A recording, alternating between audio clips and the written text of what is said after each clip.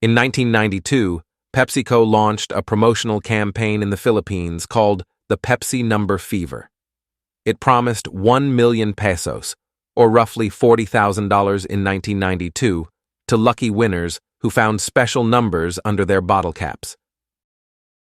What seemed like a simple marketing ploy soon took an unexpected turn, and causing the deaths of at least 5 people.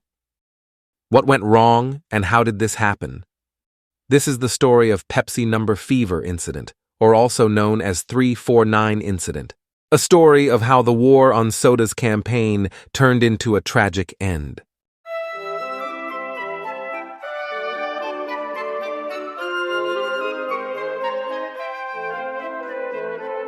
Beginning in the late 1970s and into the 1980s, there was a competition between two big sodas companies, the Coca-Cola Company and PepsiCo, that became known as the Cola Wars.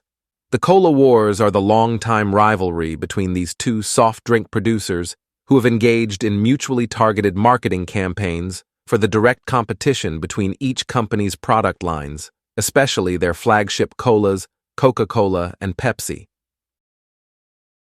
In February 1992, Pepsi Philippines, or also known as PCPPI, announced that they would print numbers ranging from 001 to 999 inside the caps, or crowns, of Pepsi, 7-Up, Mountain Dew, and Mirinda bottles.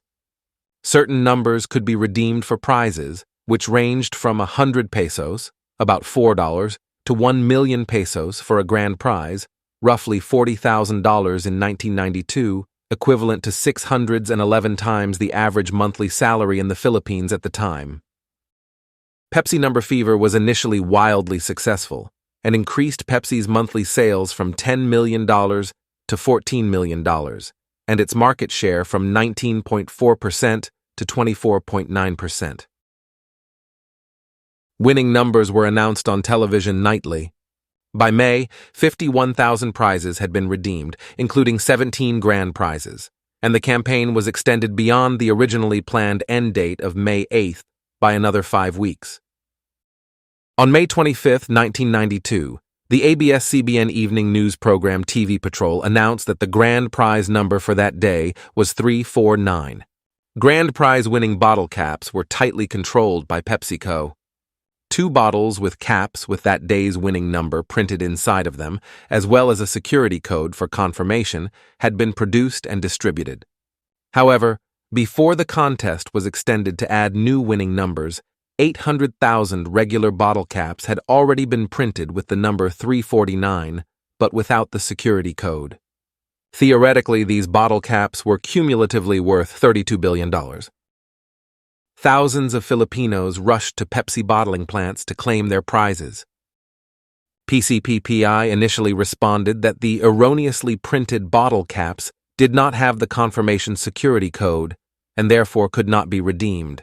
After an emergency meeting of PCPPI and PepsiCo executives at 3 a.m. on the 27th, the company offered 500 pesos, or $18, to holders of mistakenly printed bottle caps as a gesture of goodwill. This offer was accepted by 486,170 people at a cost to PepsiCo of $8.9 million or 240 million pesos. Unfortunately, not everyone happy with that goodwill. Many irate 349 bottle cap holders refused to accept PCPPI's settlement offer. They formed a consumer group, the 349 Alliance, which organized a boycott of Pepsi products and held rallies outside the offices of PCPPI and the Philippine government.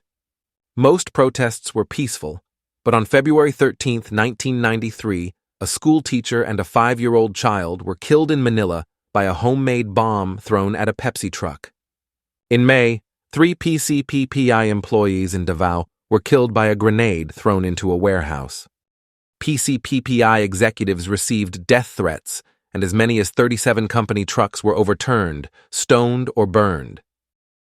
In January 1993, Pepsi paid a fine of 150,000 pesos to the Department of Trade and Industry for violating the approved conditions of the promotion. Hundreds of civil suits and thousands of criminals' complaints for fraud and deception also were filed.